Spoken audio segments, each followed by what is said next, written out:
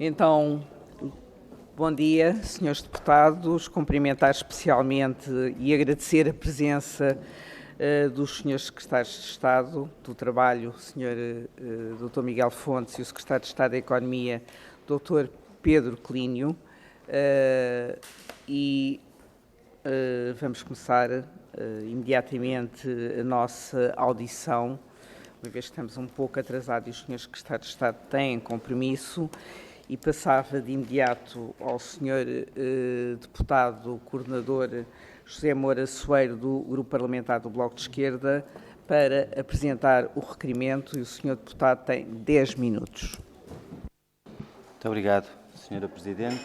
Queria também, em nome do Bloco de Esquerda, cumprimentar e agradecer a presença do Sr. Secretário de Estado do Trabalho e do Sr. Secretário de Estado da Economia, para nós discutirmos este problema, a questão da situação da Auto Europa. Como é sabido, no início de setembro, a Auto Europa anunciou que iria suspender temporariamente a sua produção, por causa da falta da peça da Eslovénia, na sequência das cheias que houve na Eslovénia, o que tem um enorme impacto, não apenas pela importância da Auto Europa, mas de todas as empresas do parque.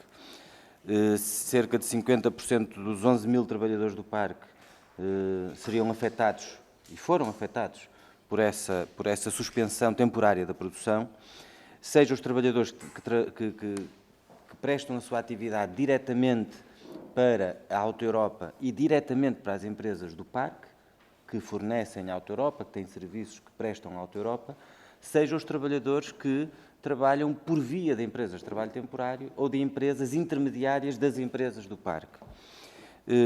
O instrumento que foi acionado e que foi imediatamente também referido como a solução possível para responder a esta situação foi o layoff, que tem dois problemas.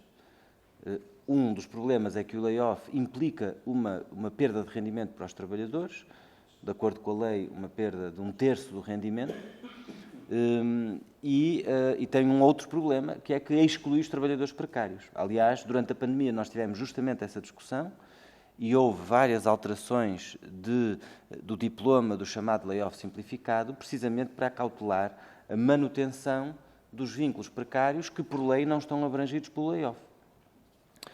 E, portanto, preocupou-nos muito, e foi também por isso que fizemos este requerimento, como é que se ia responder a esta suspensão temporária da produção, garantindo que os trabalhadores não tinham perda de rendimento, ou que se mitigava a perda de rendimento dos trabalhadores, e que os trabalhadores precários não ficavam numa situação de total desproteção, sendo descartados, ainda por cima sabendo que alguns dos trabalhadores precários estavam numa situação em que não teriam proteção social na medida em que não tinham constituído carreiras contributivas, prazos de garantia para poderem aceder ao subsídio de desemprego. Nós reunimos com as comissões de trabalhadores do parque em setembro.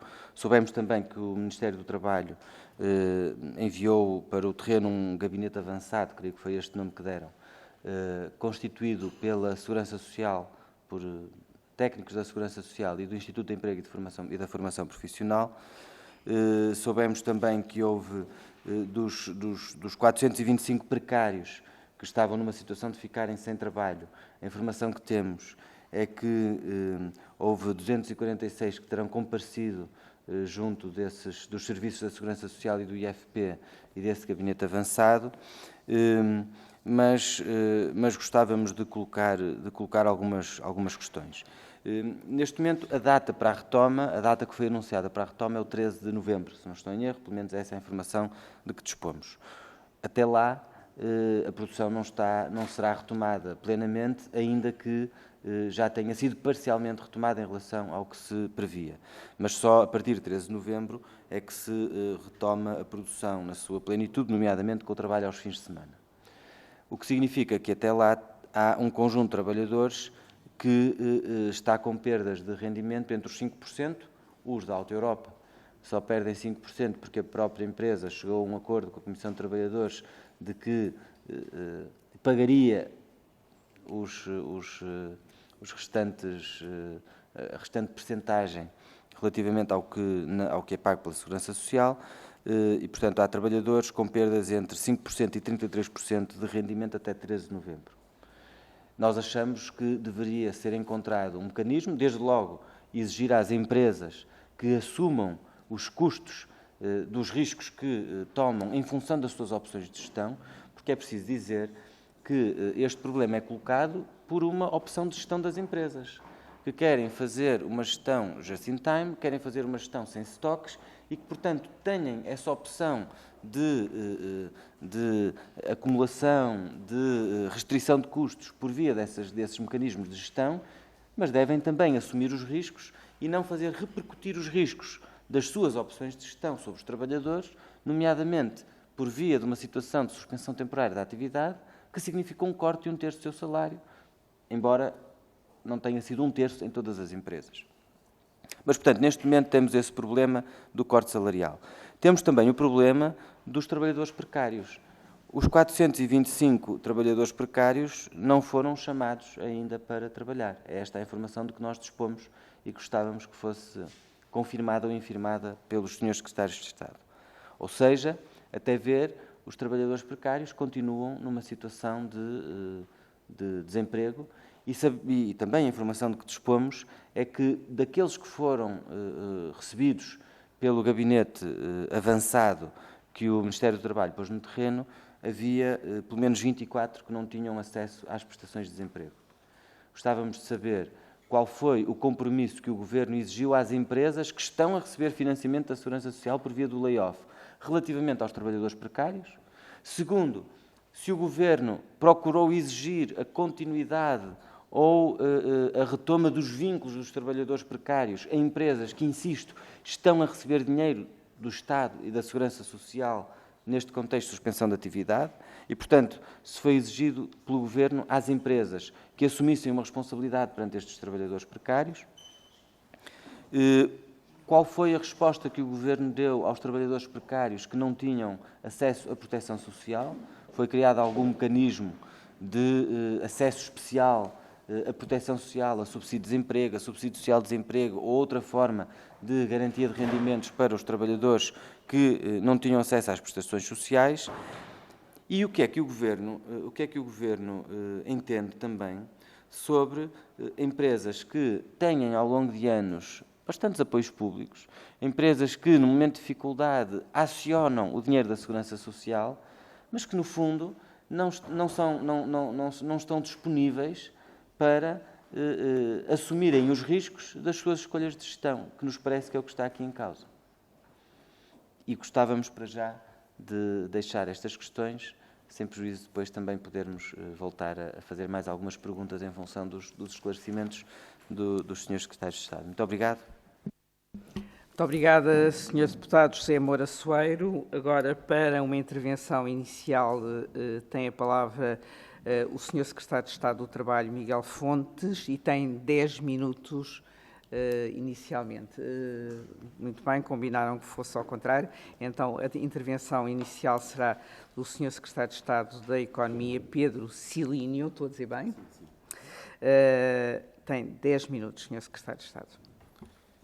Senhora Presidente, senhoras deputadas e senhores deputados, gostaria de começar por salientar aquele que tem sido o papel da Alta Europa enquanto elemento fundamental para a nossa economia. Tem gerado empregos, tem impulsionado o crescimento económico e a sua importância vai para além da atividade industrial da Alta Europa, no âmbito do Parque Industrial de Palmela, uma vez que a Alta Europa contribuiu de forma relevante para desenvolver todo um cluster de indústria de fornecedora de componentes automóveis e que é um dos setores neste momento mais competitivos da economia nacional, exporta 88% da sua produção e cresce em 2 dígitos as suas exportações há vários meses consecutivos.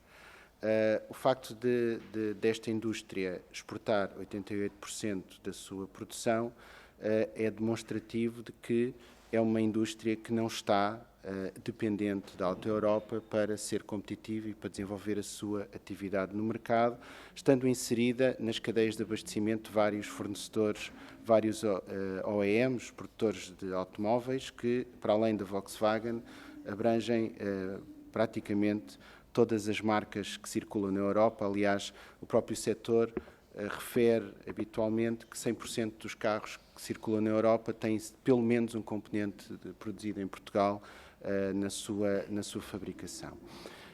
É sabido, como foi também já referido, que a indústria automóvel funciona numa lógica de organização produtiva de extrema eficiência e eficácia, aplica técnicas de gestão como o Lean ou Just in Time, sendo que essa exigência é feita na indústria como um todo, ou seja, para que uma unidade em Portugal de qualquer marca seja competitiva a nível mundial, tem que ter os níveis de eficiência e de eficácia que a indústria tem a nível internacional.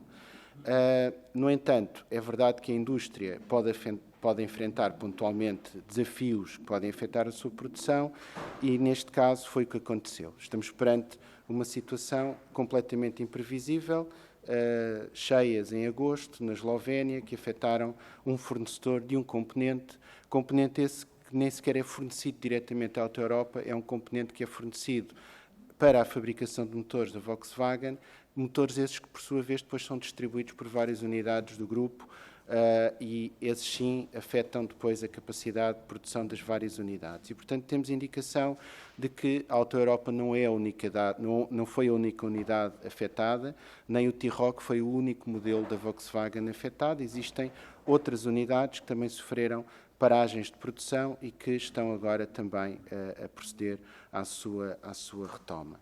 Portanto, desde o primeiro dia em que a situação se tornou conhecida, aliás, creio que ainda em agosto, que o Governo, e em particular os dois ministérios que estão aqui, Economia e Trabalho, têm atuado junto do setor e junto dos atores do setor como um todo, ou seja, abordando não só a Volkswagen, as associações dos setores da automóvel e da produção de componentes, mas também as próprias comissões de trabalhadores e as empresas fornecedoras mais afetadas pela paragem da Volkswagen.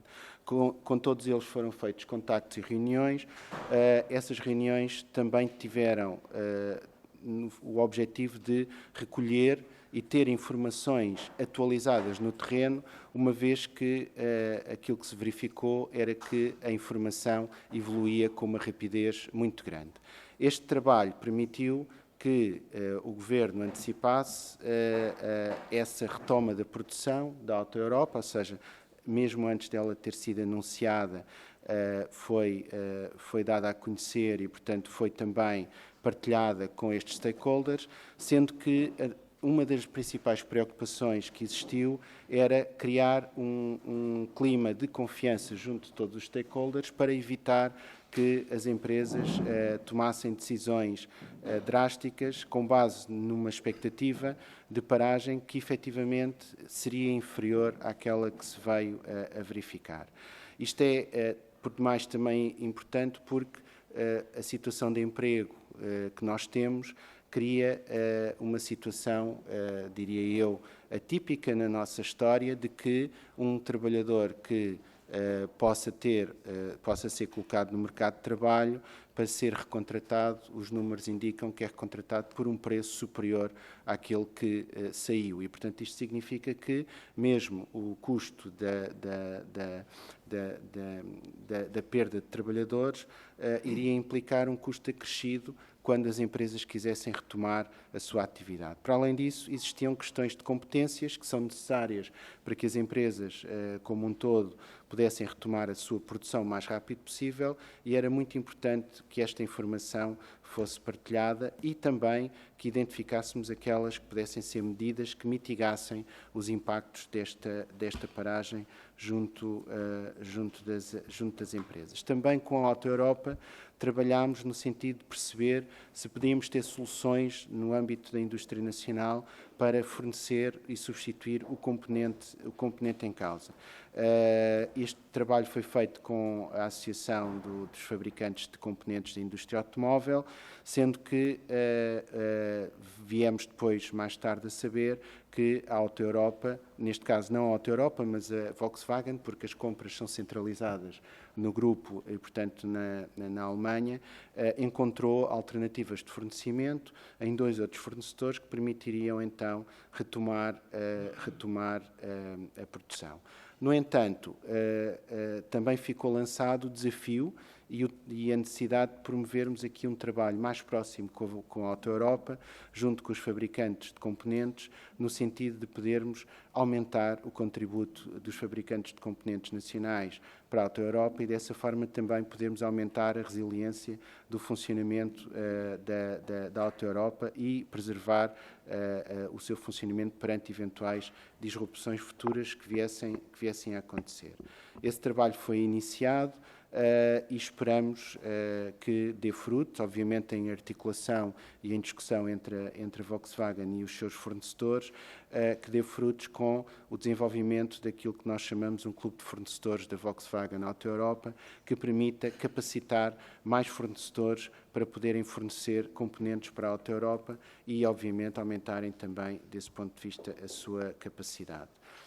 Como eu referi, a indústria de componentes é extremamente competitiva, portanto não depende, apesar da Auto Europa ser, sem dúvida, um cliente importante e este impacto poder ser assimétrico em várias empresas, temos empresas que têm efetivamente esse impacto, não depende da Auto Europa. Das empresas e do levantamento que foi feito, em conjunto também com as associações, estimámos um total de 30 empresas afetadas diretamente, até porque a forma como a cadeia de valor funciona muitas vezes torna difícil identificar o impacto, uma vez que muitos deles são fornecedores de fornecedores e de fornecedores, e o que torna difícil fazer esse impacto, sendo que foram identificadas 18 empresas onde o impacto era superior a 25%, tendo sido feitas reuniões com todas elas, juntamente com o Ministério do Trabalho, exatamente também para não só apresentar os instrumentos existentes para mitigar essa paragem, mas também para partilha de informação e identificar também outras necessidades. Portanto, nós, o Governo, através do Ministério do Trabalho e Segurança Social e do Ministério da Economia e do Mar, consideramos que contribuímos efetivamente para que fosse encontrada uma solução para que os stakeholders, todas as entidades, comissões de trabalhadores, com as quais também realizámos 2 reuniões, associações, empresas fornecedoras e a própria Volkswagen Auto Europa tivessem a informação mais atual que permitisse reduzir ao máximo o impacto desta paragem, como depois se veio a verificar com a retoma já no início desta semana e que, apesar de ser parcial, ela abrange já a maioria dos turnos de produção da Auto Europa e esperamos que até ao final de novembro possa ainda haver uma retoma progressiva dessa atividade e que essa atividade possa, no final de novembro, ser já, no fundo, uma retoma a 100%. No final de novembro, peço desculpa, no início de novembro, como foi referido aqui, dia 12, mas que antes disso já exista uma retoma dessa capacidade de produção bastante significativa e que possa ainda haver alguma compensação da atividade da Auto Europa para de forma a mantermos o nível de desempenho que prevíamos para este ano. Muito obrigada, Sr. Secretário de Estado. Um cumprimento absoluto do seu tempo. Passo agora a palavra ao Sr. Secretário de Estado do Trabalho, Miguel Fontes, e tem também 10 minutos. Muito obrigado, Sra. Presidente. Muito bom dia a todas e a todos os Srs. Deputados. O meu colega do Governo, o Secretário de Estado Pedro Celínio, já deu uma nota de enquadramento que julgo suficientemente rica para ajudar a perceber a situação. Eu iria apenas complementar com alguns elementos mais circunstanciais e que também procurando responder a algumas questões que o deputado José Soeiro colocou na sua intervenção inicial. E dizer que neste esforço que foi relatado de acompanharmos a situação a par e passo e de procurarmos de forma muito proativa perceber como é que nós poderíamos absolutamente fazer 2 coisas, mitigar evidentemente o risco que incidia sobre os trabalhadores, fosse do ponto de vista de perda de rendimento, fosse mesmo do ponto de vista de perda de emprego, e, por outro lado, garantir que, do ponto de vista da atividade económica, também prestávamos, dentro dos limites da ação do Governo, todo o apoio a que a Auto Europa pudesse, evidentemente, sentir que em Portugal não é indiferente para o país a sua existência ou não, dizia, fizemos-lo com este quadro de referência, e aí a nossa preocupação foi, de facto, a preservação do emprego. E, por isso, nem todos os contactos tidos com a Auto Europa, com as empresas do ecossistema, se me permitem a expressão, que constitui esta cadeia de valor, e nós elegemos sempre esta situação como a principal e, portanto, convidando as empresas a fazerem todos os esforços para não recorrerem a qualquer lógica de despedimento e que isso fosse evidentemente evitado. E pusemos-nos à disposição, nomeadamente para montar com elas respostas do ponto de vista formativo que, enquanto decorressem as paragens, pudessem ser aproveitadas de uma forma que fosse também economicamente útil esse tempo para outras necessidades e, portanto, de uma forma, se quisermos, mais criativa do que apenas o recurso ao despedimento. O que na altura nos foi dito pela esmagadora maioria das empresas, evidentemente salvaguardando a situação de heterogeneidade que existe, é de que elas próprias não tinham nenhum interesse em recorrer à lógica dos despedimentos, mesmo em alguns casos dos temporários, porque sabiam bem como é que o mercado de trabalho estava neste momento, particularmente aquecido, e que se recorressem a esse despedimento iriam ter uma enorme dificuldade a seguir em os recontratarem e as condições em que o poderiam fazer poderiam ser mais gravosas para essas mesmas empresas. E, portanto, com essa disponibilidade, nós procuramos trabalhar em conjunto depois com todas as associações representativas dos trabalhadores, com as diferentes comissões de trabalhadores da Auto Europa e das empresas, digamos, do parque, também nesse sentido. E foi isso que, de um modo muito proativo, fizemos, para além de, como já foi referido, e também o Sr. Deputado José Soeiro teve a oportunidade de o referir na sua intervenção inicial, termos criado um grupo de intervenção próximo logo dos trabalhadores, no sentido de podermos caracterizar efetivamente a situação de cada um. E sobre isso também dizer que a indicação que demos, nomeadamente ao Instituto de Emprego e Formação Profissional, era que privilegiasse a situação daqueles trabalhadores que, uma vez ficando numa situação de desemprego, de interrupção do seu contrato de trabalho, que, não tendo proteção social no âmbito do subsídio de desemprego por falta de período de garantia, que o esforço de recolocação no mercado de trabalho incidisse particularmente sobre esses. E, portanto, dizer, só para partilhar alguns números, que os números de que disponho, nós tivemos cerca de 329 trabalhadores que contactaram com os serviços conjuntos do IFP e da Segurança Social, que destes 48 já estavam recolocados pelo Serviço de Emprego Público, pelo IFP, no mercado de trabalho e, portanto, e houve outros que os próprios trabalhadores, também a bem do rigor da caracterização, apesar de terem a oportunidade de retomarem uma atividade profissional noutro enquadramento, assim que perceberam que a paragem ia ser menor do que aquela que inicialmente se adivinhava e com um compromisso, ainda que em alguns casos um compromisso não necessariamente formalizado, preferiram manter-se numa situação de disponibilidade para voltarem de novo ao seu primeiro empregador. Também houve, já agora, a bem do rigor dizer, situação de trabalhadores que optaram por tomarem a iniciativa de rescisão de contratos de trabalho porque entenderam que não queriam estar a ter perda de rendimento durante o tempo da paragem no âmbito do layoff e, portanto, que eles próprios, sabendo da sua alta empregabilidade e de que são trabalhadores diferenciados, procuraram, por si mesmo, imediatamente migrar para outros setores. E, portanto, essa mobilidade, ainda que em número reduzida, aconteceu, não tenho exatamente números, mas foi-me relatado tanto pelo lado das comissões de trabalhadores como pelo lado das entidades empregadoras.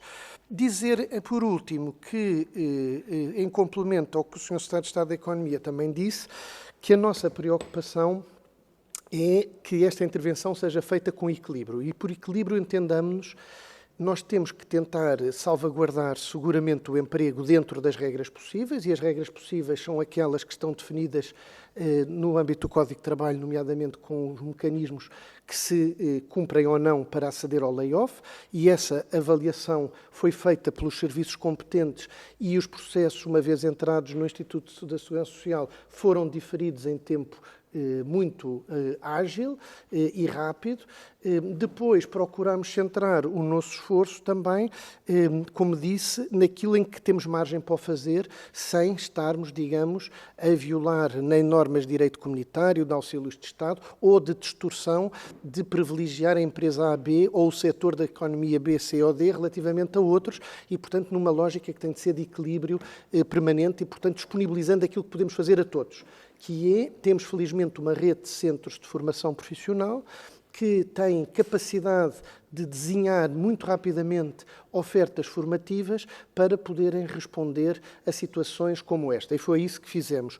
Por último, dizer que lançámos, não a pensar na situação da Auto Europa, mas noutras situações que muitas vezes acontecem análogas à da Auto Europa, ainda que por outras razões, um programa que chamámos o Qualifica Indústria, que permitiu precisamente já lançarmos 2 avisos para 2 setores de atividade, no caso têxtil e vestuário e calçado, para responder a situações como estas, no sentido, e quando digo como estas, significam quebras relativamente abruptas da produção que, por razões mais ou menos, digamos, inesperadas, para evitar o recurso ao despedimento e podermos fazer, no fundo, aqui uma mobilização de vontades, no sentido que seja um momento que, não sendo produtivo do ponto de vista da atividade económica, seja produtivo do ponto de vista da oportunidade de qualificação das empresas, dos trabalhadores, e mobilizarmos recursos públicos para esse efeito, sempre com o objetivo de salvaguardarmos ao máximo emprego, emprego, emprego. E, portanto, foi isso que foi feito, e julgo que, no conjunto dos esclarecimentos prestados pelo Sr. Secretário de Estado da Economia e por mim próprio, que conseguimos responder, julgo eu, à questão colocada, e dizer que continuamos, obviamente, agora a acompanhar de perto, a par e passo, esta situação, e estaremos, obviamente, disponíveis para aquilo que a própria o evoluir da situação dite como necessidade do nosso ponto de vista de intervenção. Muito obrigado. Muito obrigada, Sr. Secretário de Estado do Trabalho, Dr. Miguel Fontes. Passamos agora às intervenções dos grupos parlamentares, cada um com 10 minutos. E para iniciar esta ronda, o Sr. Deputado do Grupo Parlamentar do Partido Socialista, Fernando José. Senhora Presidente, cumprimentar todos os colegas, cumprimentar também o Sr. Secretário de Estado do Trabalho, o Sr. Secretário de Estado da Economia, e permita-me, Senhora Presidente, nesta primeira intervenção, porque não tive ainda a oportunidade de o fazer, cumprimentar o Sr. Deputado José Soeiro por este regresso à Assembleia e a esta Comissão. O jornal O Setubalense, um jornal de referência da região e o mais antigo de Portugal continental, dava-nos ontem a notícia de que, depois de várias notícias negativas, de que efetivamente tinha existido a retoma da Auto Europa, portanto, da sua produção. Uma boa notícia. Temos, pois, que algumas das ações tidas com algum aproveitamento político à mistura foram, obviamente, precipitadas. Uma tentativa de cavalgar sobre esta situação que a todos nos preocupou, que ninguém conseguia adivinhar. Ninguém conseguia adivinhar que isto iria, portanto, acontecer. E aquilo que temos é que houve aqui uma tentativa de forma precipitada de cavalgar uma situação que a todos nos preocupou. Agradecemos, obviamente, a oportunidade que o Bloco de Esquerda nos dá aqui para esclarecer efetivamente aquilo que o Governo fez neste processo, num processo que a todos nos apanhou de surpresa, apanhou a Auto-Europa, apanhou o Governo, apanhou a todos os deputados nesta comissão, porque ninguém poderia adivinhar aquilo que aí vinha. Aquilo que temos, pelas intervenções do Sr. Secretário de Estado da Economia, mas também na intervenção do Sr. Secretário de Estado do Trabalho, é que o Governo agiu com celeridade, agiu com eficácia e em proximidade. Isso foi claro, quem acompanhou de perto este processo pode testemunhar isso, mas, uma vez mais, agradecer aqui ao Grupo Parlamentar do Bloco de Esquerda a oportunidade deste mesmo esclarecimento. Aliás, já no passado assim foi. Em 2017, quando também de um conflito na Auto-Europa, o Governo acompanhou também em proximidade, tentando ajudar a ultrapassar esse mesmo conflito. Esse aí, um conflito laboral diferente daquilo que acontece hoje.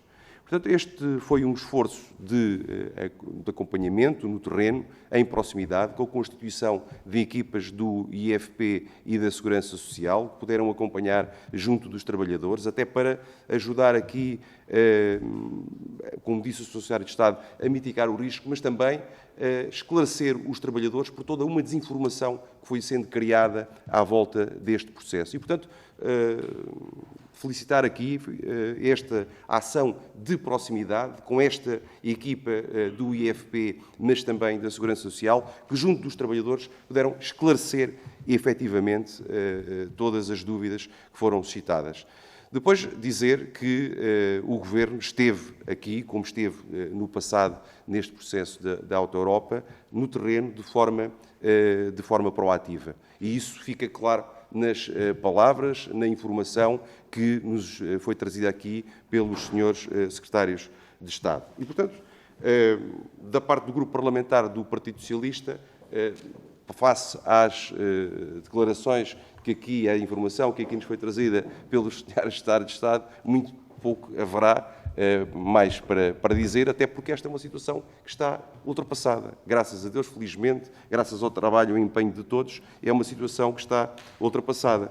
Dizer que a preocupação com a precariedade laboral é uma preocupação que tem estado na ação do Governo, na ação central deste Governo, na ação do Grupo Parlamentar do Partido Socialista e que não se fica por manifestações de rua ou manifestações de intenção. A preocupação com a precariedade laboral traduziu-se naquilo que foram importantes alterações à legislação laboral vertidas na agenda do trabalho digno. E, portanto, aqueles que afirmam estar preocupados com a precariedade laboral, no caso do Sr. Deputado José Soeiro, no caso do Bloco de Esquerda, tiveram a oportunidade, quando da votação da agenda do trabalho digno e das alterações à legislação laboral que vão no sentido de combater essa precariedade laboral, de votar favoravelmente. Pois não, no momento da verdade, falharam uma vez mais aos portugueses, falharam uma vez mais aos trabalhadores portugueses, votando contra a agenda do trabalho digno e essas importantes medidas que hoje estão no terreno e estão a contribuir para o combate à precariedade laboral. Porque não teve tempo, Sr. Secretário de Estado, porque não teve tempo de especificar, porque o tempo também é curto, mas não teve tempo de especificar uma importante medida que aqui nos trouxe, que tem a ver com o programa Qualifica Indústria. Era importante que, na próxima intervenção, o Sr. Secretário de Estado nos pudesse esclarecer desta medida, que é importante no sentido de prevenir situações futuras e similares àquela que tivemos na Auto-Europa. É tudo, Sr. Presidente. Muito obrigada, Sr. Deputado Fernando José. Segue-se o Grupo Parlamentar do Partido Social Democrata, Sr. Deputado Nuno Carvalho. Muito obrigado, Sr. Presidente. Cumprimentá-la a si, cumprimentar os Srs. de Estado, Senhoras e Senhores Deputados.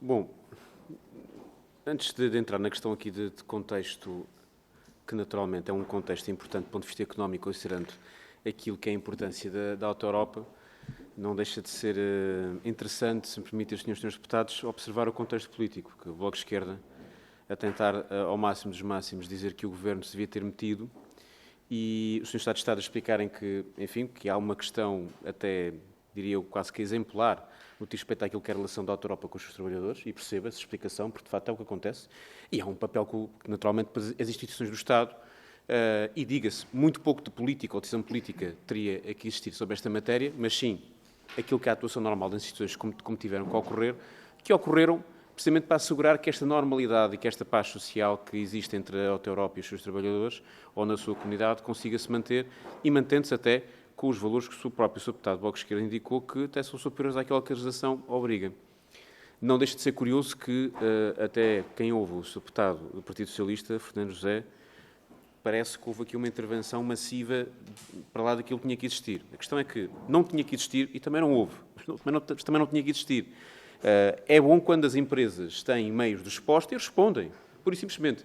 Isso é que ajuda a retirar o alarmismo. E, portanto, o que nós devemos aqui felicitar é que existe uma indústria que, de facto, consegue ter este volume de postos de trabalho, consegue ter este volume de capital, este volume de comercialização, e temos a lamentar, naturalmente, que há cerca de 25 mil carros que vão deixar de ser produzidos.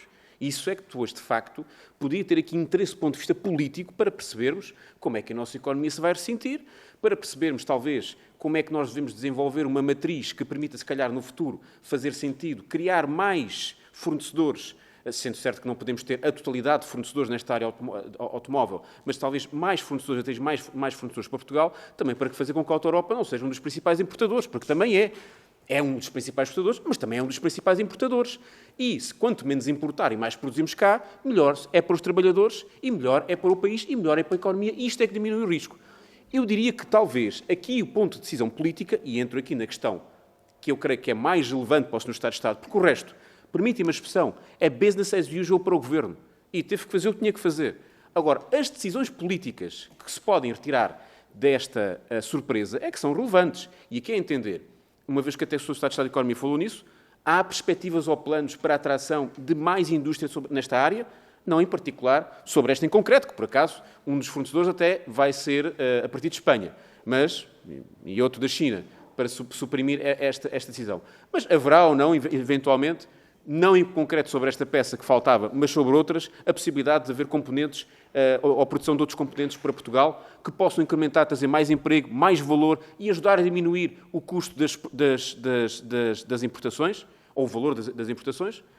Isto, naturalmente, liga-se a outra matéria. É que, de facto, nós temos um conjunto de trabalhadores por via desta indústria que são qualificados, que são importantes, e aqui é outra questão que colocamos, com esta disrupção logística que ocorreu, os trabalhadores que a Auto-Europa necessita para o futuro, eventualmente, e essa é a dúvida que fica, poderão de facto vir a ser contratados, porque há muitos temporários, e esses temporários que poderão de facto vir a ser contratados, isto é uma matéria quase macro, atendendo à dimensão da Auto-Europa, e é macro atendendo à importância da Auto-Europa, que é, sim, saber se uma grande indústria importante como a Auto-Europa consegue vir a contratar trabalhadores que são fundamentais e a que preço.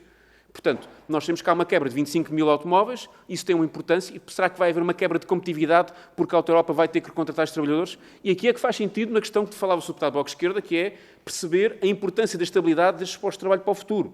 E aí aqui é que as políticas do Governo podem não ajudar a manter a estabilidade dos postos de trabalho para que eles não sejam temporários e para que futuras interrupções de logística que possam vir a acontecer não afetem a competitividade de uma indústria tão importante para nós. E, portanto, isto, se me permitem, e se eu permito, Sr. Deputado do Partido Socialista, isto é que é falar da política que o Governo pode ter. Porque isto é que são decisões políticas fundamentais. E eu acho que isto é que, de facto, dá a oportunidade para que este tipo de audições possa desenvolver-se, não de uma forma populista, mas de uma forma para que o Governo também possa dizer o que é que tem em mente, para a sua visão, que afeta a economia e, muito diretamente aqui, neste caso em concreto, os trabalhadores. E o que interessa e é fundamental aqui é não só garantir postos de trabalho, mas também garantir que continuem a ser bem pagos e bem valorizados, para que os investidores continuem a procurar o nosso país. E se há uma área onde nós estamos na ponta da tecnologia, estamos na ponta da competitividade, nós temos que nos manter nessa dianteira e temos que procurar incrementar essa dianteira.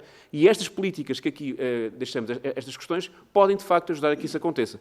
De resto, como é evidente, salientar aquilo que tem sido um exemplo de paz social entre a Auto-Europa e os trabalhadores, como disseram aqui os Srs. Secretários de Estado, e esperar que, naturalmente, tudo o que possa haver de decisões políticas por este Parlamento, por este Governo, possa continuar a incrementar e a melhorar aquilo que é o rendimento dos trabalhadores da Auto-Europa e deste setor em Portugal e, evidentemente, também aquilo que é a importante indústria de exportação, como é a Auto-Europa, no nosso país.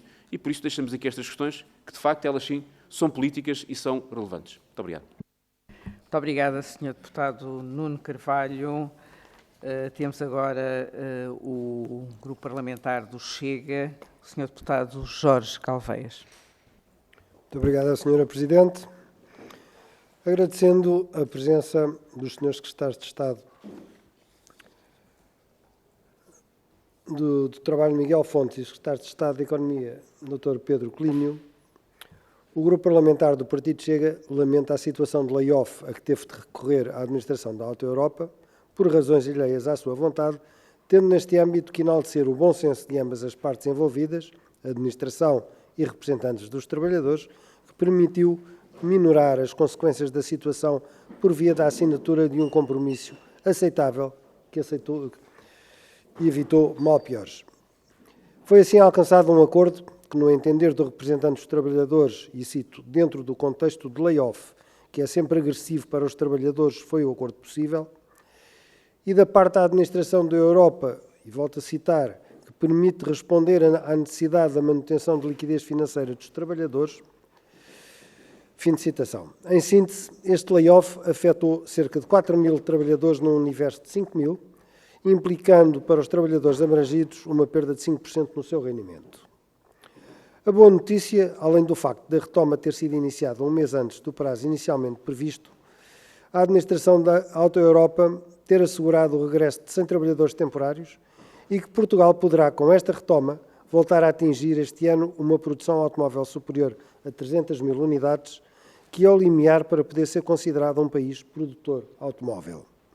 Ou seja, ao contrário do que a esquerda apregoa e alimenta continuamente, difundindo a tese de uma hostilidade insanável entre capital e força de trabalho, existem exemplos cada vez mais frequentes de que esse antagonismo é facilmente superado para benefício das partes envolvidas, ao haver disponibilidade para o diálogo e concertação das posições. Neste âmbito, pergunto ao Sr. Secretário de Estado do Trabalho e ao Sr. Secretário de Estado da Economia que esforços está o Governo português a fazer para captar mais investimento estrangeiro capacitante para alavancar as exportações portuguesas e melhorar a economia do país. E, por último, que esforços estão a ser efetuados para eliminar as barreiras burocráticas e custos para o cumprimento das obrigações fiscais que têm sido continuamente apontados como os maiores entraves ao investimento do nosso país. Muito obrigado. Muito obrigada, Sr. Deputado Jorge Calveias. Teríamos agora que passar ao Grupo Parlamentar do Partido Comunista Português, mas como o Sr. Deputado Bruno Dias ainda não conseguiu ter o dom da ubiquidade, virá mais tarde. Enfim, quando dizem que os deputados não fazem lá grande coisa, enfim, esta divisão, este corre-corre de comissão para comissão é de facto notável e é preciso ter uma capacidade até física, para além de emocional, para aguentar todos estes constrangimentos, sobretudo nos grupos parlamentares mais pequenos. E assim passo a palavra ao Sr. Deputado José Soeiro, do Bloco de Esquerda, esperando que, entretanto, o Sr. Deputado Bruno Dias chegue. Muito obrigado, Sra. Presidente. Queria agradecer as respostas dos Srs. Secretários de Estado. Queria também cumprimentar o deputado Fernando José. Estou de regresso, com muito gosto, mas registro que o Sr. Deputado está mais truculento do que quando vos deixei temporariamente há 6 meses. Registro essa diferença. E queria dizer que eu acho que é muito importante valorizarmos a ação política, em vez de criticarmos a ação política, porque haver políticos como o Secretário de Estado Miguel Fontes, ou políticos como o Secretário de Estado Pedro Clínio, que vão para o terreno, creio que não foram cavalgar a situação. Foram fazer ação política relativamente à situação. Poderiam ter dito, não, mas quem resolve isto são os empresários, são os trabalhadores, é a conciliação entre os empresários e os trabalhadores, mas também os políticos são chamados. Seja os políticos que representam o Governo sejam os partidos. Os partidos irem para o terreno, tal como foi o Governo, não é cavalgar nenhuma situação. É o exercício da representação política e da democracia. E penso que nós devíamos resistir à pulsão populista de atacar a atividade política, porque quando atacamos a atividade política, estamos a atacar a democracia. Queria também dizer, relativamente perguntar aos senhores secretários de Estado, deixar 3 perguntas. A primeira é, como é que se pode responsabilizar as empresas pelas suas escolhas de gestão? Isto é, como é que, no futuro, se podem evitar estas situações por via de outros mecanismos de organização da produção, de outras formas de organizar o estoque, de organizar a rede de fornecedores, que não façam precisamente com que os trabalhadores acabem por pagar erros de gestão que colocam estes problemas. Erros de gestão ou escolhas, se quisermos, são escolhas. Mas depois não podem ser imputados os efeitos dessas escolhas aos trabalhadores. Que, a partir deste caso, também o Sr. Secretário de Estado do Trabalho falou de um programa, se bem percebi, chamado Qualifica a Indústria, para situações de quebras abruptas de produção e, no fundo, para encaminhar os trabalhadores para situações de formação quando existam estas quebras de produção, se percebi bem. No fundo, o que é que aprendizagens é que o Governo retira deste caso para casos análogos no futuro? É esta a solução ou haverá outras? E, finalmente, que reflexão é que faz sobre o próprio instrumento do layoff? Porque o layoff que está no Código de Trabalho não parece o instrumento adequado para responder a estas situações. Precisamente porque ele não garante a continuidade dos rendimentos, da integralidade dos rendimentos dos trabalhadores e porque o layoff que está no Código de Trabalho não está preparado para poder reter os trabalhadores precários. Ou seja, é óbvio que os trabalhadores precários o que deveriam era ter um contrato sem termo. Mas numa situação em que há uma suspensão da produção, como aconteceu aqui, o facto de não haver nenhum instrumento que permita manter estes trabalhadores com os seus vínculos de trabalho, para que eles possam estar disponíveis quando a atividade é retomada, também é um problema. E, portanto, nós precisaríamos de um dispositivo legal que garantisse a proteção e a continuidade, a proteção social, a continuidade dos rendimentos e a continuidade dos vínculos. E o layoff, tal como está no Código de Trabalho, não parece adequado. Aliás, essa foi a reflexão que fizemos durante a pandemia. É por isso que criamos um outro instrumento que não era o layoff que estava no Código de Trabalho, com outras regras. Não apenas porque era simplificado do ponto de vista do acesso e dos procedimentos para aceder ao instrumento, mas o próprio universo dos trabalhadores que abrangia era diferente. E, portanto, queria também saber se o Governo fez alguma reflexão sobre isso. Muito obrigada, Sr. Deputado José Moura Soeiro. E para finalizar a nossa ronda pelos grupos parlamentares, dou a palavra ao Sr. Deputado Bruno Dias. Seja bem-vindo após este sprint entre andares e comissões do Grupo Parlamentar do Partido Comunista. Muito obrigado, Sra. Presidente. Começo por cumprimentar a Sra. Presidente, senhores e senhores deputados, cumprimentar os senhores secretários de Estado. Com efeito, foi necessário estar na Comissão de Economia, onde o Grupo Parlamentar do PS acaba de chumbar a proposta do PCP para ouvirmos o Ministro das Infraestruturas sobre a privatização da TAP. Do lado do que é que eles têm medo, não percebi.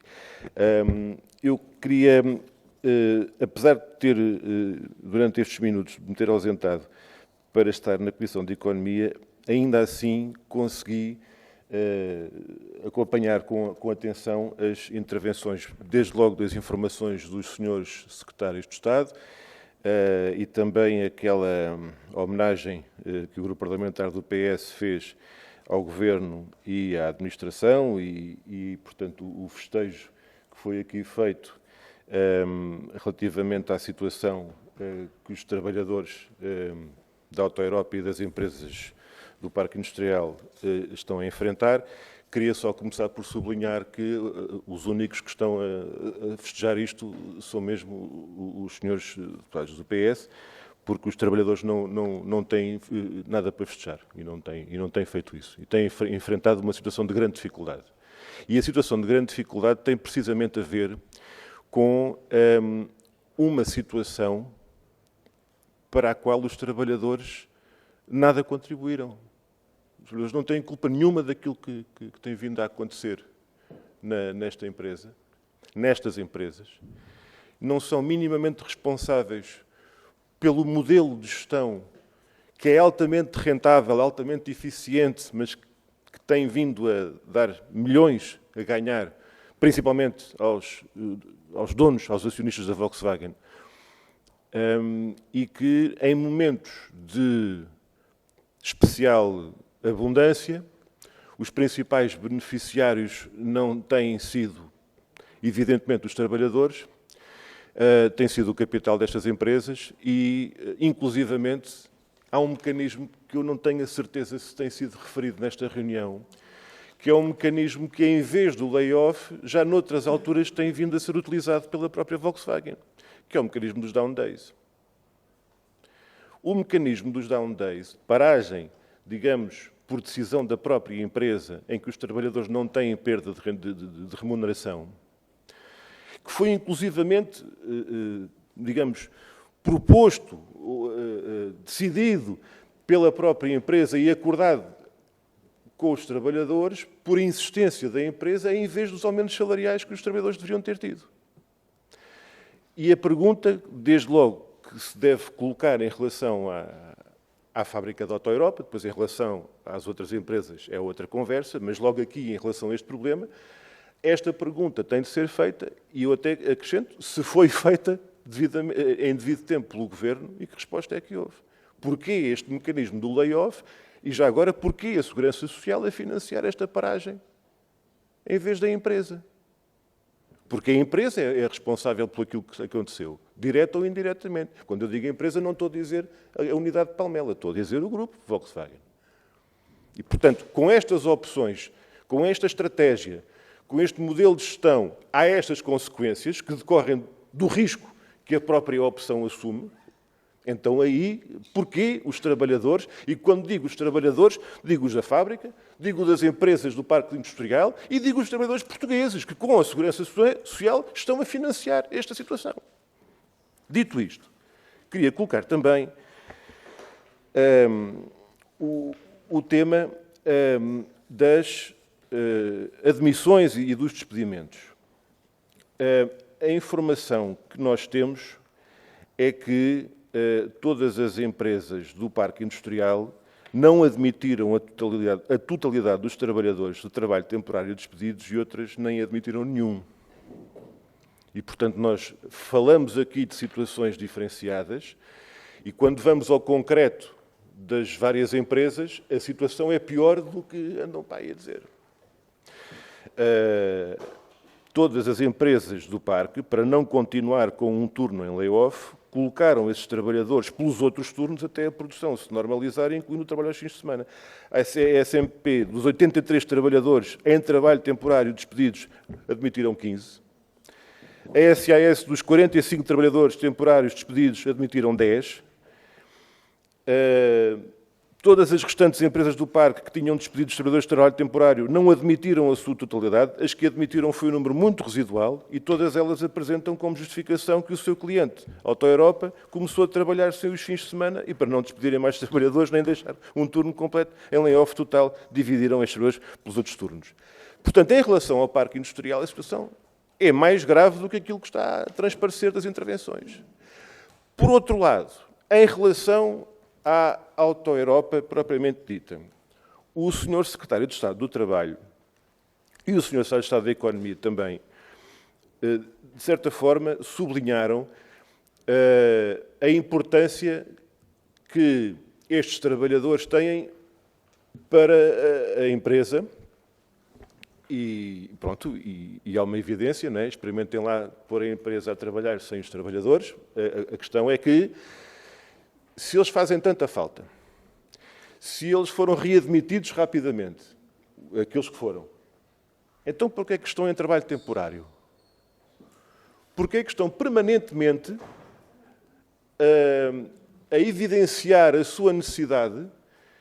Se a tarefa é permanente, se a necessidade é permanente, porquê é que o contrato não é efetivo?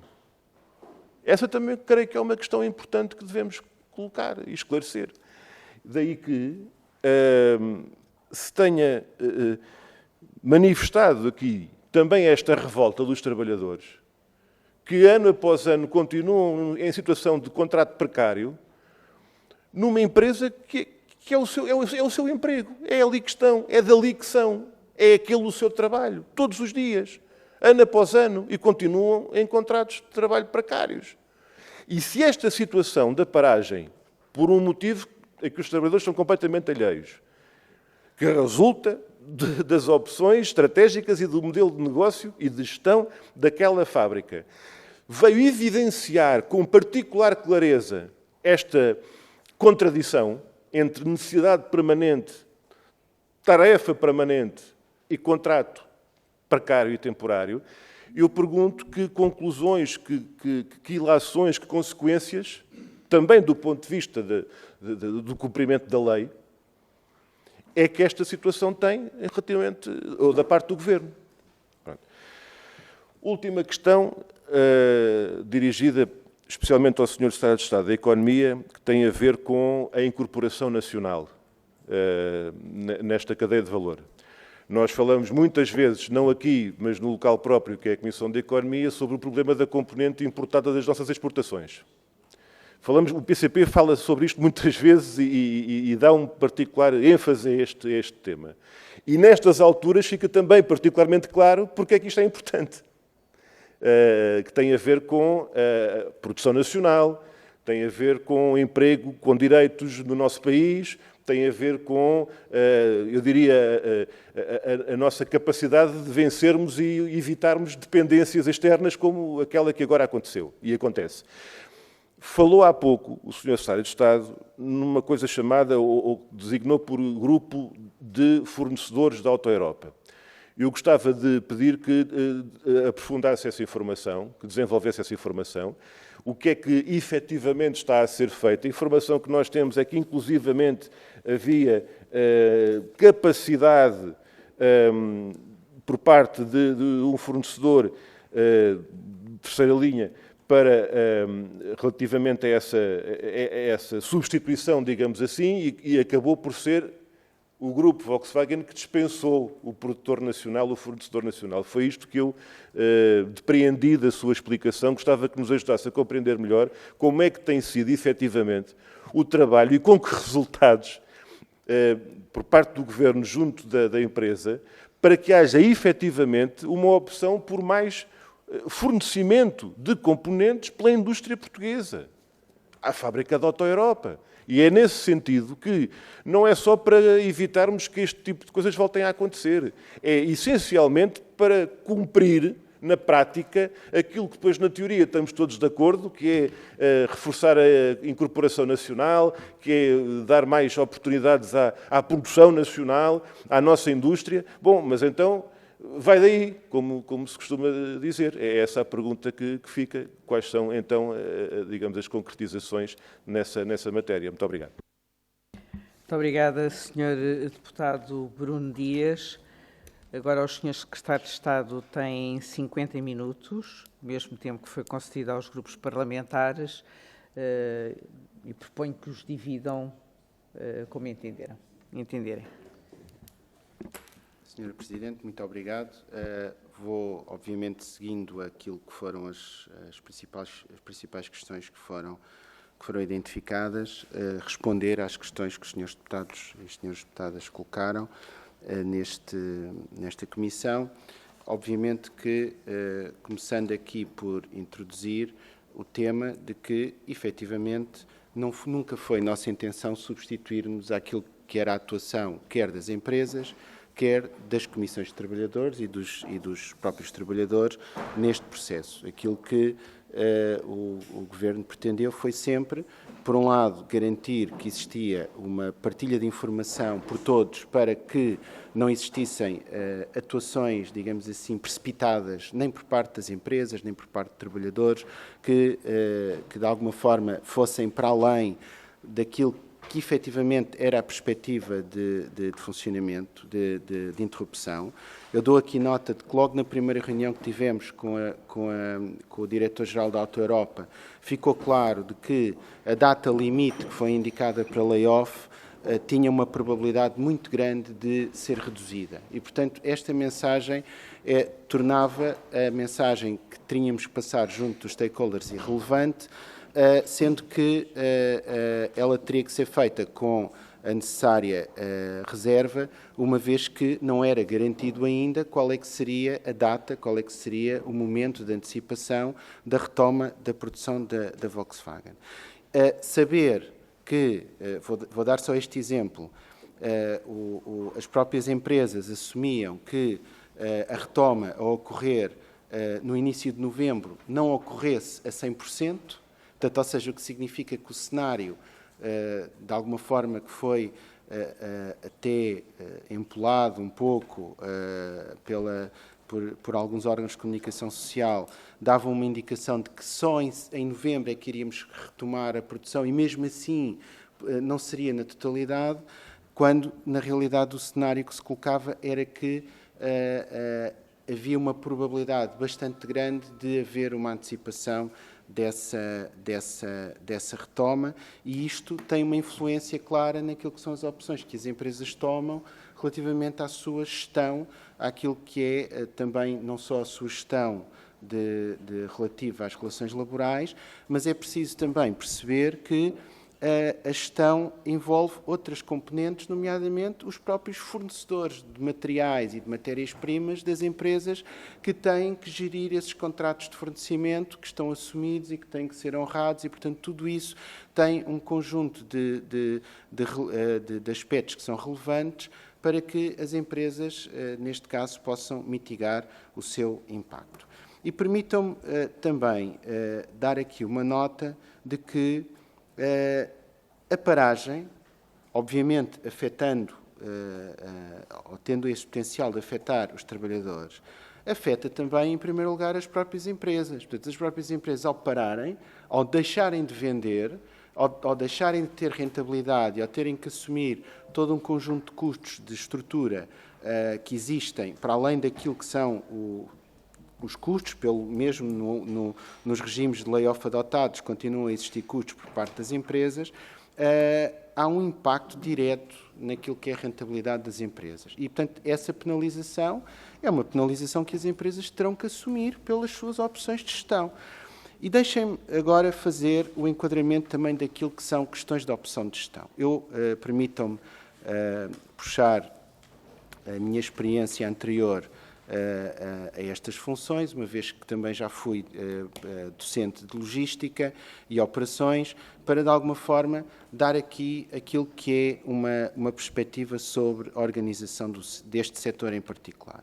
Portanto, este setor em particular, e a Volkswagen Auto Europa não é exemplo, ela tem que ser, todas as unidades têm que ser competitivas dentro daquilo que é o setor automóvel, ou seja, a Volkswagen Auto Europa compete, por exemplo, para a atração de novos modelos com outras unidades do grupo que estão fora do país, assim como compete com todas as outras unidades de outras marcas que também produzem veículos automóveis e que obviamente têm que os colocar em condições competitivas e em preços competitivos que, em última análise, esses preços competitivos também beneficiam os consumidores pelo facto de poderem aceder à aquisição de veículos com melhores características e com preços mais vantajosos do que se não tivessem sistemas de produção efetivamente muito otimizados. A abordagem que este tipo de empresas adota normalmente é uma abordagem numa filosofia Lean, que é uma filosofia de produção, que é utilizada a nível mundial em vários setores, quando os ciclos de produção e os processos de produção funcionam de uma forma estável e continuada, que é o caso da indústria automóvel. Na indústria automóvel existe uma previsão com alguma antecipação temporal sobre aquilo que vai acontecer numa situação normal. Portanto, a Volkswagen Auto Europa sabe quantos modelos é que vai produzir, todos os fornecedores que estão a montante também têm essa informação e toda a cadeia de abastecimento é orientada para reduzir o custo de estoques que existem no processo e é sempre uma opção de gestão, porque as empresas poderiam optar por modelos de produção diferentes, aumentarem os seus níveis de estoque, mas isso também teria reflexos no preço, no custo da produção e também no preço dos veículos, no preço em que eles seriam entregues aos consumidores. Como nós acreditamos que o mercado é que deve regular aquilo que são as práticas de gestão das empresas e é assim que acontece na indústria automóvel, que é uma indústria extremamente competitiva. E, portanto, eu não consigo qualificar aquilo que se verifica aqui como um erro de gestão.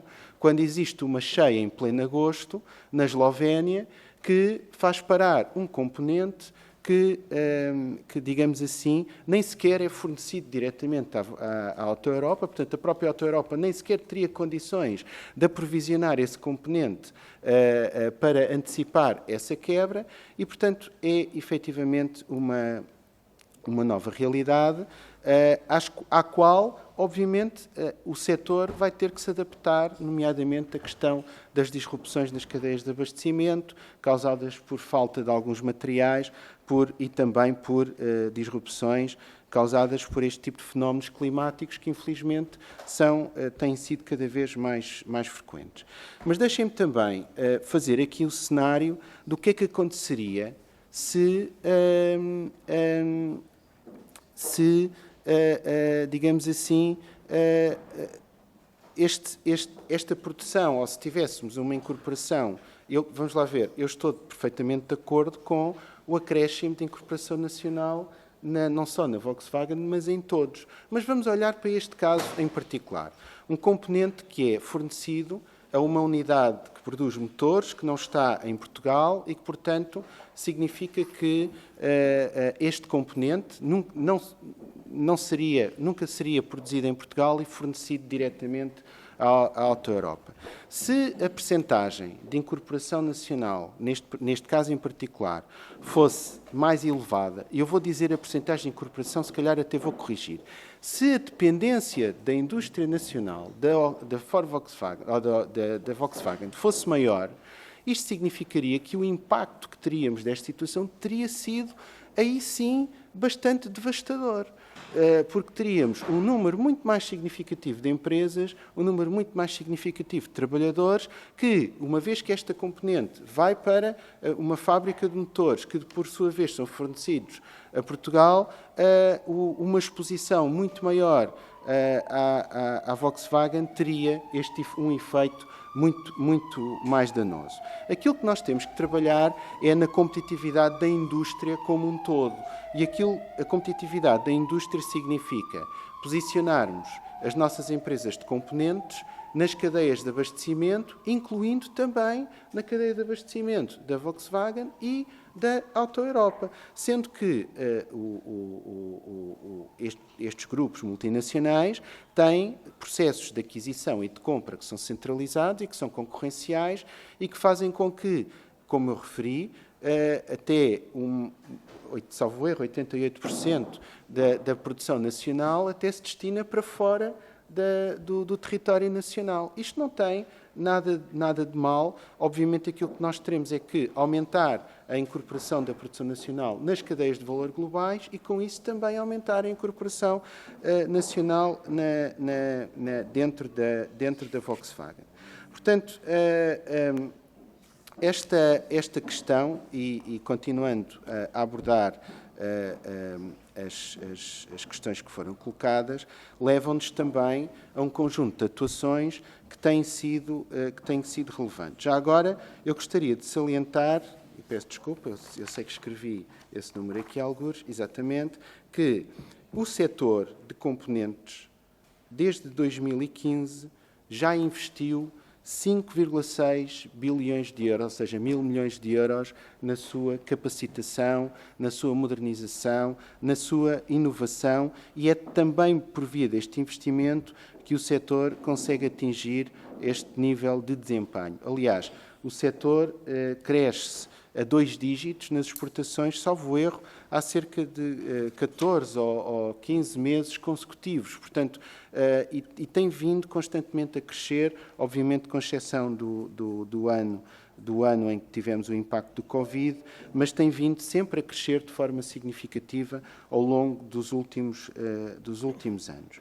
Mas também, obviamente, que na captação de investimento o Governo tem estado a atuar. Aliás, eu posso também dar esta informação nesta Comissão, de que no âmbito do registro prévio de auxílio que foi aberto para projetos de regime contratual de investimento, neste momento temos 2,6 bilhões de euros de investimento, ou seja, 2,6 mil milhões de euros de investimento já apresentado, formalizado, para além de cerca de 20 mil milhões de euros de investimento que estão a ser negociados e discutidos com vários investidores interessados em investir em Portugal nas várias áreas, onde se inclui também investimentos no setor,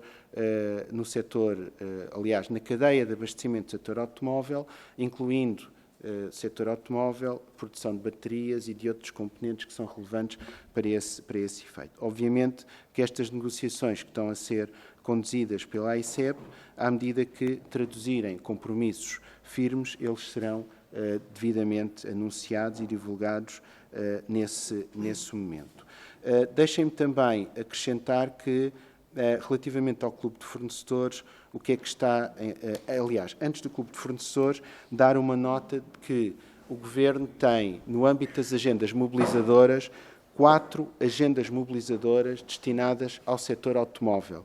Portanto, elas são lideradas pela Palbit, pela Peugeot, pela NOS e pela Volkswagen, incluindo a Volkswagen, que tem um contributo para o novo modelo híbrido que vai ser produzido em Palmela e que é um passo muito importante para que a unidade se posicione para captar novos modelos no futuro.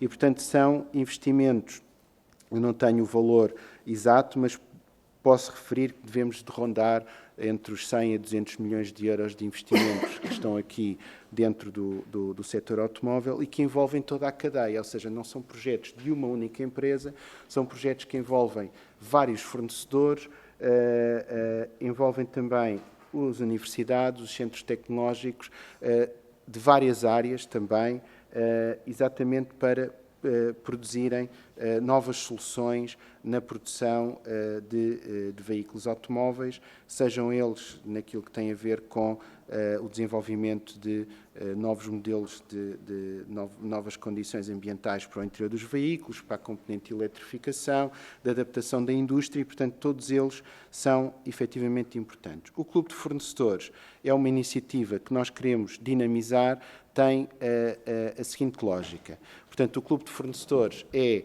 um plano integrado de investimento em que qualquer empresa pode se candidatar. Neste caso, já existiu esta medida já existiu no passado no âmbito do Portugal 2020, vai ter agora continuidade no Portugal 2030. Aquilo que acontece é que nenhuma empresa não se candidata sozinha, candidata-se ela, portanto, neste caso, por exemplo, vou exemplificar, se fosse o caso da Volkswagen, ela candidata-se com um plano de investimento que, na realidade, não é um plano de investimento para a Volkswagen, é um plano de investimento para desenvolver a rede de fornecedores da Volkswagen. Portanto, serão outras empresas que estão situadas no território nacional e que vão realizar investimentos de investigação e desenvolvimento tecnológico, de formação, de investimento de natureza produtiva, que tem exatamente como objetivo posicioná-los de forma mais favorável para se fornecerem e para aumentarem o seu nível de incorporação na cadeia de valor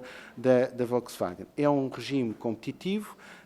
Obviamente a Volkswagen terá que se candidatar e terá que será uma candidatura que, a ser formalizada, terá que ser obviamente avaliada, assim como qualquer outra empresa que tenha por trás de si uma cadeia de fornecedores abrangente no território nacional, poderá também recorrer a esse mecanismo para, no fundo, fazer uma proposta de desenvolvimento da sua rede de fornecedores e, dessa forma, podermos capacitar esses fornecedores para aumentarem o seu nível de incorporação nestas empresas.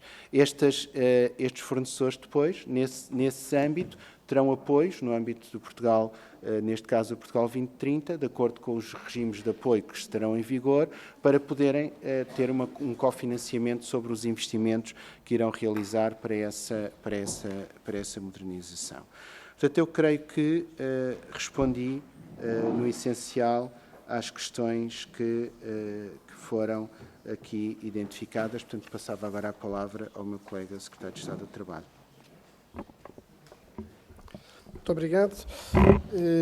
Agradecendo as questões e os comentários, e depois desta explicação, julgo eu particularmente bem enquadrada do meu colega Secretário de Estado da Economia, procuraria só complementar com a dimensão mais ligada, de facto, ao mundo do trabalho e como é que nós enquadramos estas situações do ponto de vista do que deva ser a intervenção do Governo. No fundo, vários dos senhores deputados apontaram as suas intervenções nesse sentido, de quais as lições aprendidas, se os instrumentos que dispomos são os adequados. E eu gostaria, com clareza, de dizer o seguinte: como o meu colega acabou de referir, nós, de facto, achamos que deve ser deixado ao mercado aquilo que tem a ver com decisões de gestão e mal iria o país, cada vez que houvesse um problema numa unidade de produção, numa fábrica, numa indústria, ele fosse, digamos, fosse necessária uma intervenção por parte do Governo ao nível de ter que ir incidência a esse mesmo nível. E, portanto, esse é um cenário que manifestamente não esteve nem estará em cima da mesa. O que está em cima da mesa, e aí reconheço nas palavras do Sr. Deputado Nuno Carvalho, que, de facto, o que nós temos de fazer enquanto Governo é atuar com diligência, ou, nas palavras do Sr. Deputado Fernando José, com celeridade, eficácia, proximidade, foi isso que procurámos fazer, mas dentro do quadro dos instrumentos legais de que dispomos. E tem que haver aqui alguns limites do ponto de vista do que é o voluntarismo de política pública neste sentido. Evidentemente que a Auto Europa, todos o reconhecemos, não é propriamente uma empresa que seja menor no nosso tecido económico, todos percebemos a importância que ela tem na economia portuguesa, mas todos percebemos que não podemos, perante uma situação de perturbação e de incerteza, de cada vez que ela surja, ser assacada ao Governo a responsabilidade ou a necessidade de acudir a situações dessas. E, durante a pandemia, nós habituámos-nos a dizer, e é bom que não esqueçamos também como lição aprendida, de que gerir na imprevisibilidade, gerir a incerteza é o novo normal. E, portanto, que nós não estamos em tempos em que estas situações sejam de tal maneira excepcionais e, portanto, elas tenderão a repetir-se. Na Auto Europa não sei, mas noutros setores de atividade, porventura que sim. E, portanto, a pergunta é muito pertinente se os instrumentos de que dispomos são ou não os adequados. E foi por isso que eu referi na minha também resposta inicial que procurámos criar um programa, o Qualifica Indústria, que posso agora explicar um bocadinho melhor, que é uma portaria que saiu no dia 12 de setembro, em que é um programa que estará em vigor até 31 de dezembro de 2024 e que significa um apoio extraordinário e transitório à qualificação e requalificação dos trabalhadores dos setores industriais em que sejam particularmente afetados, em empresas que sejam particularmente afetadas, melhor, por uma interrupção abrupta, digamos, da sua atividade, em resultado de uma quebra, nomeadamente, da lógica das encomendas normais. Quantificamos essa quebra em 25%, precisamente porque não nos parece razoável que o Estado tenha que acudir a situações de outra natureza. Vamos lá ver, a volatilidade faz parte da gestão do mercado normal e, portanto, mal seria que se o Governo tivesse de montar instrumentos para variações de produção ou de quebras de encomenda de montante inferior. E, portanto, quando colocámos este limite nos 25%, foi-se absolutamente conscientes do caráter excepcional do que estávamos a falar. Nomeadamente na indústria, em setores de mão de obra intensiva, com uma preocupação perfeitamente assumida, que é a preservação do emprego. Hoje até temos uma situação do mercado de trabalho que é relativamente confortável desse ponto de vista, mas temos bem a noção de que aquilo que nós temos de fazer enquanto desenho de política pública é ajudar à preservação do emprego. E, portanto, esse foi o racional da intervenção nesta portaria. Começámos por lançar 2 avisos, um para a indústria do têxtil e do vestuário e outro para a indústria do calçado. E porquê estas indústrias? Porque na tal política de proximidade foi-nos sinalizado que eram 2 setores que estavam neste preciso momento a viver alguns impactos particularmente significativos de perturbação nas suas cadeias de abastecimento e que poderiam, no pós-verão, gerar situações de desemprego, ainda que evidentemente involuntário por parte de todos, mas que poderíamos ter aqui um pico de situações socialmente preocupantes, até dada a concentração também geográfica que conhecemos destas empresas em determinados territórios do nosso país. E, portanto, entendemos que se justificava criar um programa em que nos permite, em função dos desafios que se colocam a cada setor, sempre que assim entendamos por bem, lançar um aviso que permita às empresas, individualmente associadas, através das associações empresariais, de empregadores, com toda a agilidade possível, possam, no fundo, solicitar apoio, neste caso, ao Instituto de Emprego e Formação Profissional, para apoiar formação em contexto de trabalho, seja a formação ministrada, se tiverem capacidade para o fazer, pelos próprios, ou que o próprio Instituto de Emprego e Formação Profissional desenhe e implemente essa formação. E numa lógica que procura o quê? Que não haja nenhuma interrupção na relação contratual entre a entidade empregadora e o trabalhador, portanto, afastando cenários como o layoff, para responder ao Sr. Deputado José Soeiro em concreto, ou seja, sim, isso deve ser um caráter absolutamente excepcional, que do ponto de vista dos trabalhadores não haja qualquer perturbação e qualquer diferença, nomeadamente ao nível do rendimento. A formação deverá acontecer em contexto de trabalho, no horário de trabalho, e aproveitando estes momentos, odiamos todos seguramente os clichês, mas às vezes eles ajudam para da dificuldade de fazer, neste caso, uma oportunidade. E, portanto, se há uma dificuldade numa cadeia de produção que geraria uma paragem por alguma razão não previsível, abrupta, pois então que esse tempo seja usado para fazer formação qualificante, seja dos trabalhadores, seja uma formação qualificante para a atividade empresarial. É esse o espírito. Estes 2 avisos, disponibilizamos 6 milhões de euros para o têxtil e o vestuário e 4 milhões para o calçado, portanto, no conjunto, 10 milhões de euros. Permite que possam recorrer até 5 semanas de formação, ou se quiserem 200 horas de formação contínua ou intercalada no mínimo de 2 semanas contínuas, de uma forma que seja, digamos, mediante uma candidatura, havendo estes requisitos verificados e que possam ser, portanto, apoiados nesse custo que terão de incorrer do ponto de vista da formação, mas também suportando, através do Instituto de Emprego e Formação Profissional, uma parte dos custos salariais. Porquê? Por um racional evidente, porque se não o fizéssemos, correríamos o risco, com toda a penalização para os trabalhadores, para o tecido económico, do ponto de vista social, destas pessoas irem para os centros de emprego e inscreverem-se como desempregados, teríamos à mesma o custo, ainda que do lado da segurança social, e, portanto, de uma forma preventiva e evitar desemprego futuro que seja evitável, termos este programa. Com uma condição: não procurará adiar aquilo que sejam realidades que porventura já não tenham viabilidade. Portanto, é muito claro que para qualificar para este programa do Qualifica a Indústria tem de ser empresas que não estejam em situação de, perdoem-me a expressão, de agonia, porque isto não é uma tentativa de artificialmente prolongar a vida em empresas, sem agora estarmos a discutir as razões que porventura estejam nessa situação. É, ao contrário, garantir que empresas saudáveis, sem nenhum problema, mas como todos aqueles que temos à volta da mesa sabemos, as empresas morrem na maior parte das vezes por questões de tesouraria e, portanto, podem ter um modelo de negócio viável, podem ter encomendas, podem ter fornecedores. Se a tesouraria sofrer quebras abruptas, e há uma correlação forte entre a dimensão das empresas e a capacidade de fazer face a esses custos de tesouraria, se não estivermos preparados, seguramente que estaremos a ter desemprego indesejável. E, portanto, essa foi uma lição aprendida, eu diria, com a pandemia, aprendida com estas situações de paragem, mas é uma lição para a qual nós temos de estar preparados, porque, de facto, e sem querer voltar ao território dos clichês, hoje os impactos, seja por via das alterações tecnológicas, seja por via das alterações resultantes das alterações climáticas, estão a acelerar dinâmicas transformacionais muito significativas, com muitos impactos na requalificação, no redesenho dos processos produtivos e nos processos de trabalho. E, portanto, o Estado tem de, evidentemente, desenhar políticas públicas que respondam a esses desafios.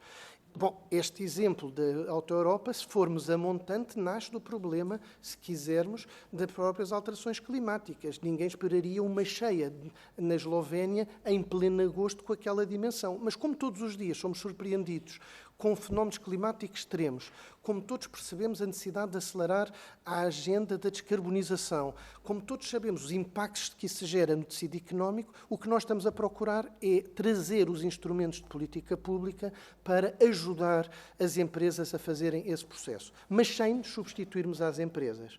E aí é muito importante sermos claros que na pandemia foi de facto uma situação de absoluta excepcionalidade, até pela lógica de transversalidade, para não dizer quase de universalidade, que deu legitimidade a que pudéssemos todos ter criado um regime de layoff simplificado, mas que em condições de normalidade colocar-se-iam questões de equidade se até estivéssemos a permitir que em face de situações do setor A ou B, da empresa C ou D, pudessem beneficiar de apoios por parte da Segurança Social que manifestamente devem ser excepcionais. E desse ponto de vista voltamos à questão da liberdade de gestão das empresas. E esse é um debate que vale a pena fazer. O Governo fê-lo, por exemplo, a propósito da Agenda do Trabalho Digno. Eu relembro que nós fomos acusados de invadir a esfera gestionária quando, por exemplo, tornámos lei a impossibilidade de que, a seguir a um despedimento coletivo, uma entidade empregadora faça imediatamente o recurso ao outsourcing.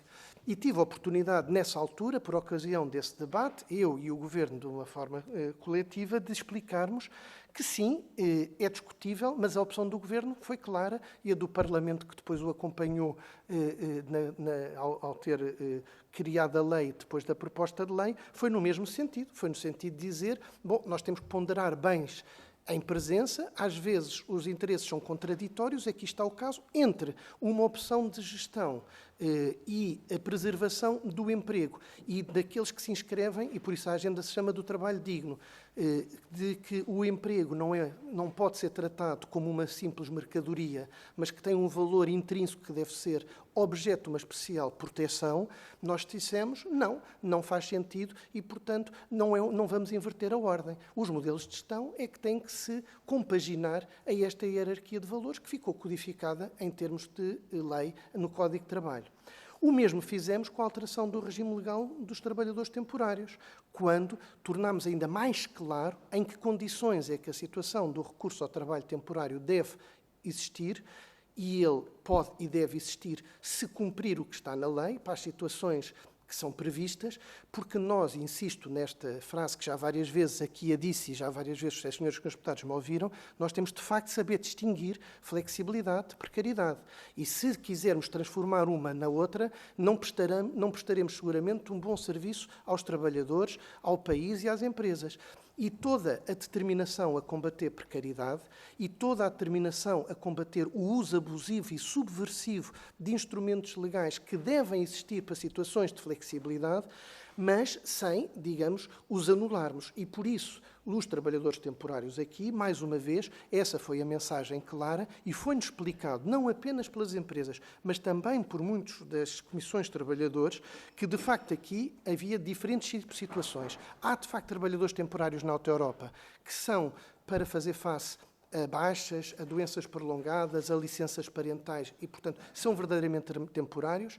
Houve um recurso a trabalhadores temporários para situações de projetos específicos que tinham princípio, meio e fim, e aquelas situações em que os trabalhadores, através das suas estruturas legítimas de representatividade, entendam que configuram uma situação de abuso, pois bem, os trabalhadores não precisarão seguramente da parte do Governo que lhes seja ensinado qual é que é o seu processo de reivindicação, de luta, porque hoje todos valorizamos a paz social como um elemento muito importante, nomeadamente nas relações laborais, no modo geral, e na Auto-Europa, mas essa paz social não afasta, e isso eu acompanho o Sr. Deputado José Soeiro, a lógica da conflitualidade. A paz social, muitas vezes, constrói, e o resultado dela é uma luta de procura de melhoria de condições de trabalho, de reivindicação. Isso é o normal, desde que seja feito dentro do quadro das regras, digamos, do que é o habitual.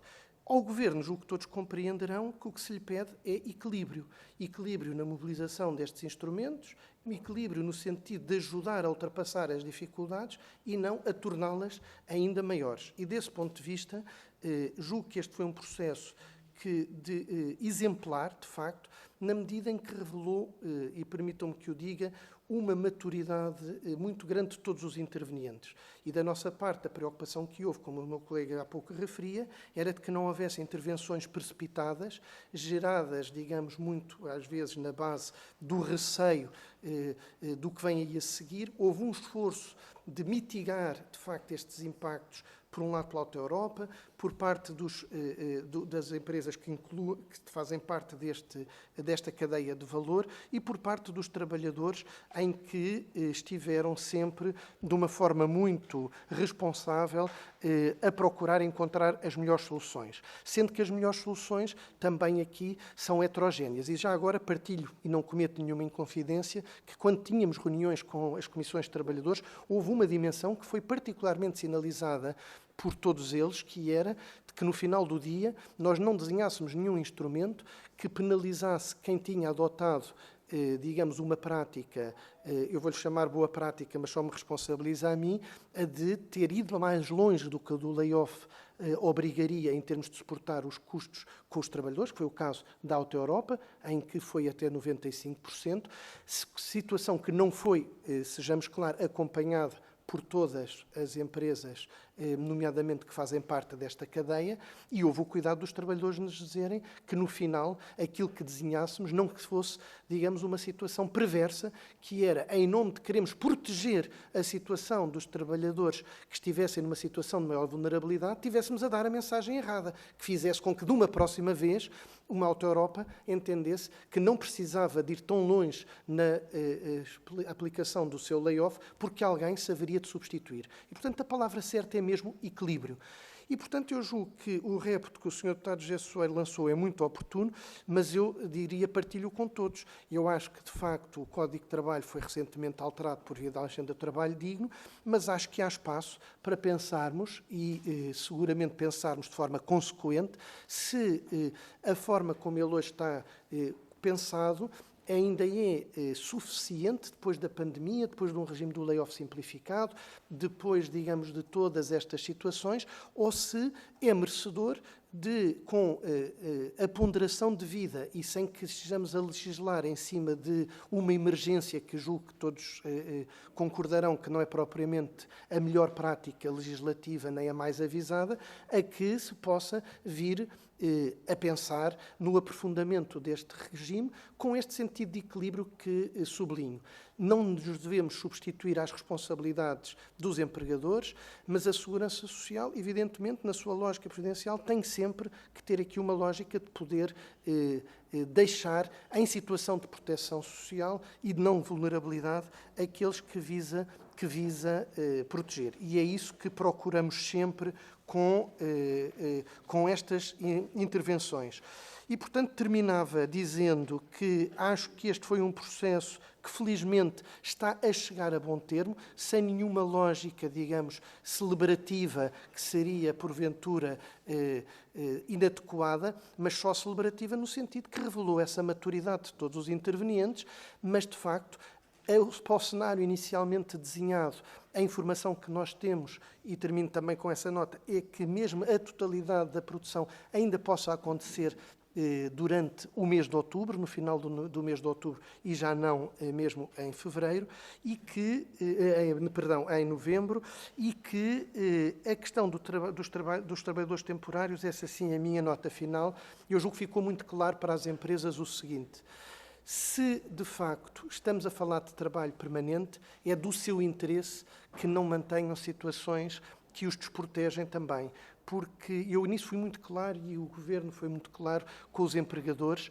no sentido de que não iríamos tolerar situações de permitir que estes trabalhadores ficassem, diria, numa situação de desemprego para lá do estritamente necessário, e que iríamos mobilizar, como está na lei, o dever de diligência, o nosso, do Estado, mas também de quem está nessa situação, de procurar rapidamente voltar ao mercado de trabalho, porque é isso que todos procuramos. E, portanto, há aqui um custo que hoje as empresas já perceberam, que tem a ver com o custo da contratação, com o desperdício que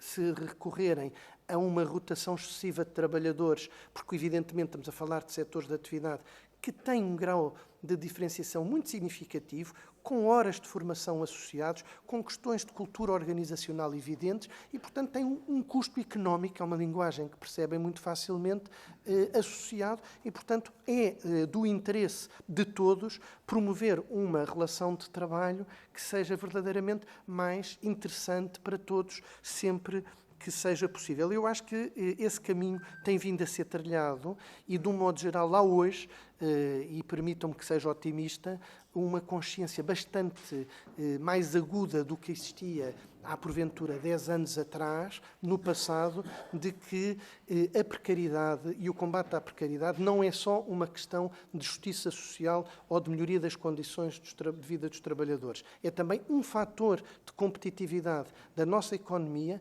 sermos capazes de termos um mercado de trabalho mais inclusivo, mais justo, porque a disputa pelo talento, como hoje dizemos, e pelas pessoas, é aquilo que move, seja à escala dos países, das regiões, das organizações, todos, e, portanto, aqueles que não se conformarem com esta lógica estão a ter perdas de competitividade. E aqui entram as questões da valorização salarial, das condições de trabalho, todas aquelas que aqui abundantemente discutimos, e por isso uma nota de esperança de que o acordo que celebramos com os parceiros sociais em outubro último seja agora ainda aprofundado neste espírito, não apenas para a Alta Europa, mas do país, de aprofundamento do diálogo social, da paz social, como condição de melhoria de vida dos trabalhadores e de crescimento económico e desenvolvimento económico e social para o país. Muito obrigado.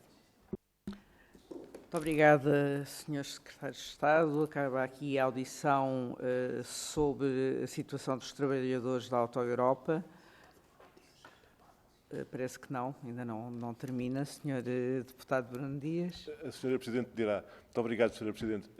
Como o Sr. Secretário de Estado ainda tinha algum tempo disponível que poderá utilizar querendo, não sei se há oportunidade ainda para um tema que não chegou a ser tratado, que é o tema dos down days, chegou ou não a ser equacionado.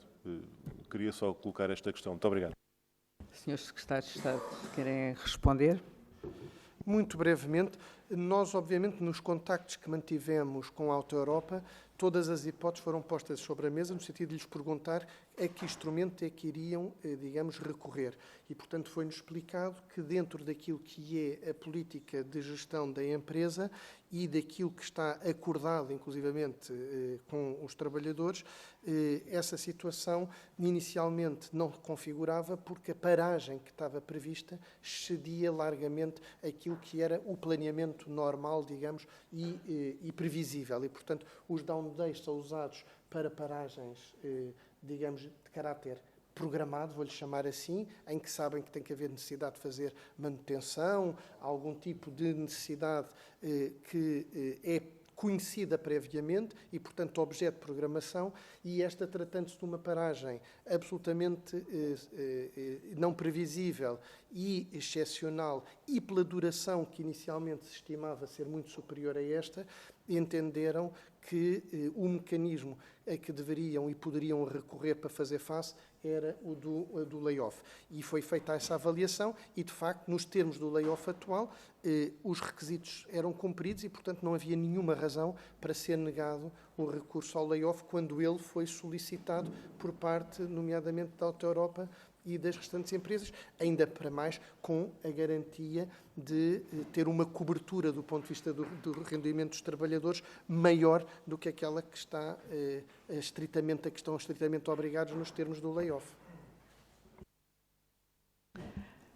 Muito obrigada, Sr. Secretário de Estado. Agora sim, terminamos a audição sobre a situação dos trabalhadores da Auto Europa como consequência da decisão da empresa de suspensão da produção.